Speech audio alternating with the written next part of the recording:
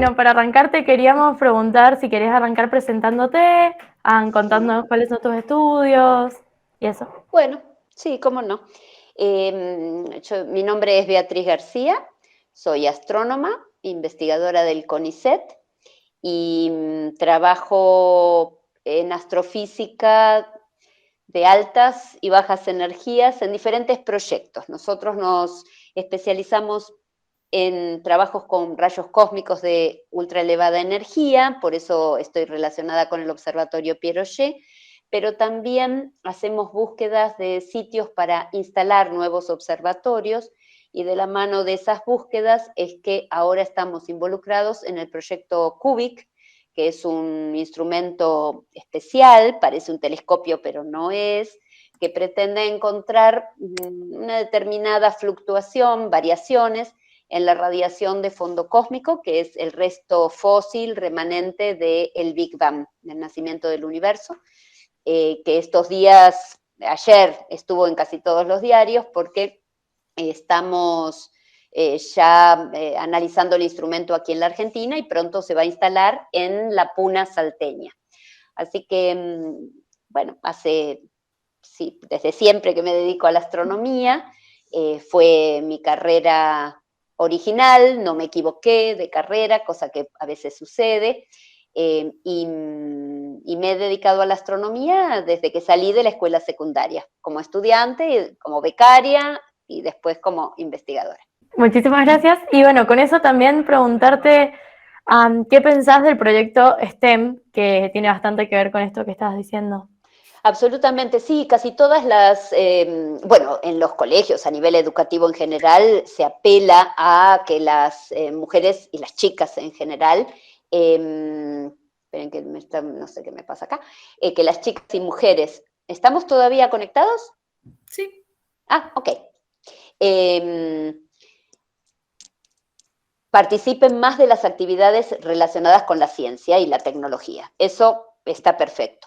Y en las organizaciones científicas, tanto nacionales como internacionales, ese tipo de propuestas y proyectos también se apoyan muchísimo porque, primero, que a las chicas les interesa, si no les interesara por ahí daba lo mismo, pero les interesa, y segundo, porque se necesitan más mujeres en ciencia, precisamente porque no somos todos iguales, somos iguales en el sentido de las oportunidades, de las puertas que se abran, de las capacidades para desarrollar temas. Pero la diversidad de género implica también diversidad en la aproximación a la investigación, a los estudios, a las conversaciones, a todo, a la actividad en general. Y entonces estamos estimulando dentro de lo posible y desde todos los ambientes en donde uno tiene participación a que las chicas se den cuenta de que la ciencia y la tecnología también es para ellas, que no es algo privativo de los varones, sino que es para todos y que se animen. Y bueno, ustedes bien saben, hay muchas mujeres que han sido muy exitosas en ámbitos en donde tradicionalmente, no sé por qué, la gente piensa que los exitosos son los varones. Y el ejemplo más claro es Ada Byron, que seguramente ustedes la tienen por allí en algún lugar, porque Ada Byron es la creadora de la computación y del software y de desarrollos informáticos, y bueno, era una chica, a ver, ¿cuál es el tema? Y, y por eso también en este tipo de propuestas a nosotros nos gusta mucho hacer la historia, ¿no? Mostrar todas las mujeres exitosas a lo largo de la historia que tuvieron una importancia fundamental en el desarrollo de muchas disciplinas. Por ahí, la gente solo la conoce a María Curie, que no me gusta decirle Curie porque ese era el nombre de su marido, María Sklodowska era su nombre de nacimiento. Lamentablemente, para salir de Polonia se tuvo que casar. Ese fue el trato con Curie. Bueno, para irme de Polonia, la única manera de ir a investigar a Francia es con el casamiento. Si no, no salgo de mi país y mi familia no me deja salir. Una cosa espantosa. Bueno, María Curie es la única científica en la historia que ganó 2 premios Nobel en distinta disciplina. en física y en química, y cuya hija también es premio Nobel. Es una cosa muy impresionante. De manera que la gente la conoce probablemente más a ella que a ninguna otra, pero hay muchas mujeres así exitosas que marcaron un antes y un después y que deberían ser más recordadas y que son ejemplos para las demás. Ujú, sí. Yo considero que dentro de tu disciplina sos muy destacada porque es muy inusual que haya una mujer en el estudio de rayos cósmicos y me gustaría que nos contaras un poco cómo es tu trabajo diario. No es tan insólito. En la colaboración en el Observatorio Piaget no somos una cantidad enorme de mujeres, más o menos sigue el porcentaje tradicional, ¿no? De entre un 20% de mujeres. En algunas disciplinas hay un poco menos, en algunos países hay un poco menos. Eh, en general, en términos internacionales, es el 10% nada más. Pero en Argentina, tanto en física como en astronomía, hay más mujeres. En astronomía somos el 50%. Es decir, hay muchas mujeres que trabajan en astronomía. En física es el 30%, pero es bastante en términos generales, ¿no? Internacionales. Y en Piaget hay un montón. Ahora, bueno, un montón. Hay argentinas, está Teresa Dova, Analia Silis, es decir, van a encontrar por ahí un montón o varios nombres de mujeres que trabajan en rayos cósmicos. El trabajo es el trabajo tanto de las mujeres como de los hombres, es el mismo. Depende en qué área estás vos trabajando, tendrás que trabajar con datos experimentales o no. Nosotros trabajamos con datos experimentales, pero no los adquirimos de la misma manera que los astrónomos tradicionales que usan telescopios. Los datos del observatorio son las partículas que vienen del espacio, que llegan a la superficie y son detectados con los detectores del Observatorio Piaget, los tanques, detectores de superficie, y una especie de telescopios, porque tienen espejos, pero no son como los astronómicos, que observan la fluorescencia atmosférica. Cuando el rayo cósmico llega a la Tierra, genera una lluvia de partículas secundarias, esas interactúan con el nitrógeno atmosférico y producen fluorescencia. No la ve el ojo humano, pero con los detectores adecuados uno lo puede detectar. Llegan los datos y uno tiene una base de datos con un montón de datos. Hubo gente que desarrolló softwares para analizar los datos y uno lo que busca es determinar la energía con la que llegan esas partículas subatómicas, la dirección de arribo y estamos analizando la masa de la partícula, qué tipo de partícula es. Y bueno, con esa información lo que se hace es tratar de ajustar las observaciones con modelos teóricos. La ciencia es una especie de combinación entre teoría, predicción, experimentación y verificación del modelo. Eso es lo que se llama método teórico, método científico en general. Tengo entendido que sos autora de varios artículos y entre ellos uno me llamó mucho la atención que se llama Constelaciones del Zodíaco, Astronomía para ciegos y disminuidos visuales. ¿En qué consiste este? Es un libro táctil, es un libro en donde se describe cómo fueron creadas las constelaciones, se seleccionan un juego de constelaciones porque las constelaciones de la esfera celeste, lo que se ve a simple vista, son 88, son muchas las constelaciones, entonces seleccionamos las que están en una región de la esfera celeste, que es la región donde el plano de la órbita de la Tierra corta el cielo, la eclíptica, y en esa zona hay 13 constelaciones y esas 13 constelaciones son las del zodíaco. No son 12, son 13, así que aprovechamos para hablar un poquito de la diferencia entre astronomía y astrología.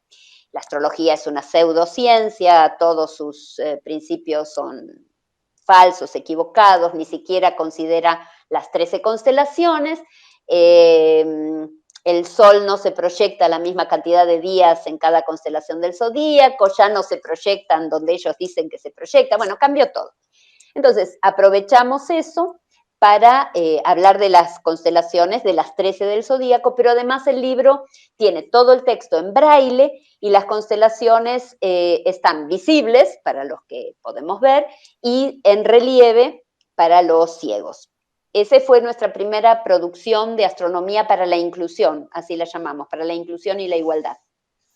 Y después hicimos muchos otros proyectos asociados con modelos, maquetas, inclusive otros libros táctiles para ciegos principalmente y disminuidos visuales, en distintos temas. Ese fue nuestra primera aproximación, fue muy lindo, el libro quedó muy bien y todas las actividades nuestras de astronomía para la inclusión, que son algunas para educación y difusión, pero también hay algunos desarrollos para el, digamos, el aprovechamiento, más que el aprovechamiento, para la inclusión de gente que ve disminuido alguno de sus sentidos en el mundo de la ciencia. La astronomía es una disciplina netamente visual. Entonces, si uno tiene dificultades con el sentido de la vista, está como excluido. Bueno, una de mis becarias, que ya está terminando su tesis doctoral, está haciendo un desarrollo principalmente de software para sonorización de datos astronómicos, que permitan a la gente con discapacidad visual poder hacer investigación científica. No solo con el propósito de una muestra, una exhibición en museos o cosas de divulgación, sino hacer investigación, detectar señales, analizar espectros. Y la verdad es que estamos contentos. Está linda la tesis que está haciendo, es una tesis bastante original. Hay pocas personas trabajando en inclusión desde el punto de vista de discapacitados. Y por otro lado, también estamos trabajando con algunos desarrollos para sordos. También. Sí, porque la lengua de señas es una lengua en sí misma, es como el inglés y el alemán.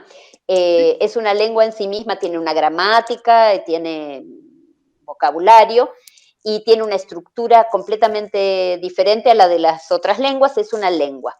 Y entonces hay una gran dificultad para transmitir los contenidos, porque inclusive los sordos no pueden leer fácilmente un texto. Como la gramática de la lengua de señas es completamente distinta, leer, cuando uno dice, pero si tenés los subtítulos, sí, pero no. No es tan fácil para un sordo interpretar el subtítulo. Por eso se necesita intérprete. Por eso es importante que haya un intérprete. Ahora, el intérprete necesita vocabulario. Nosotros tenemos el abecedario, pero en lengua de señas no todos los términos tienen seña. Y en astronomía muy pocos términos astronómicos tienen seña. Entonces, si uno quiere identificar un objeto, tiene que deletrearlo. Pero deletrear lleva un tiempo enorme. Entonces, estamos haciendo todo un trabajo para generar las señas que estén asociadas con términos astronómicos. Bueno, y extrañamente también lo estamos haciendo con mujeres. La verdad que me parece buenísimo este proyecto de poder incluir a los ciegos también en la astronomía, porque eso es otra forma de inclusión, no solo de inclusión de género, sino también de todas las capacidades. Sí. Exacto. Cuando nosotros hablamos de inclusión, no solo hablamos de mujeres. Es cierto que la mujer se ha puesto, digamos, muy visible por las luchas detrás de la igualdad, pero hay otras minorías, y yo me niego a decir que las mujeres son una minoría, porque la verdad que no lo somos. ¿Vieron cuando dicen las minorías y nos meten? No, ¿qué minoría si la mujer es la mitad? Y si no somos más, un poco más inclusive. Entonces, hay minorías que realmente son minorías que no están contempladas en ninguna parte, y que también están luchando por sus derechos, por la inclusión, por la igualdad, por la equidad. Bueno, muchísimas gracias, y ya para ir finalizando la entrevista, te quería preguntar si querías dejar alguna conclusión para el proyecto STEM. No, solo, sí, solo desearles suerte, que lo sigan adelante, que si es una una iniciativa de ustedes quede como legado para las chicas que vienen detrás de ustedes y que bueno, que se consolide para que, bueno, todo el mundo se sienta seguro y segura de que uno puede hacer cualquier cosa que se plantee, que se proponga hacer, que no hay límites en lo que yo puedo desarrollar, que mi límite es el borde de mi cuerpo, pero que mi mente puede ir mucho más allá y que no se necesita, como les decía más temprano, demostrar ninguna fuerza, ningún poder sobrenatural o ser una supermujer ni nada por el estilo, que precisamente la tecnología llegó para enseñarnos que aunque no podamos mover esta mesa, va a haber algo que la va a levantar y no son nuestros músculos. Es el poder de nuestro cerebro creando el elemento que va a levantar la mesa o el pedazo de piedra, ¿no? Así que simplemente eso, desearles mucha suerte, que sea no solo una actividad del momento y de ustedes que tienen la iniciativa, sino que sobreviva a lo largo del tiempo y que finalmente consiga los objetivos, ¿no? Que más chicas estén involucradas en actividades de ciencia y de tecnología. Bueno, muchísimas gracias por habernos hecho esta charla. Fue muy útil y muy, muy explicativa. Y muchísimas gracias. No, muy agradecida, chicas. Que tengan muchísima suerte. No, dale, muchas gracias por tu tiempo y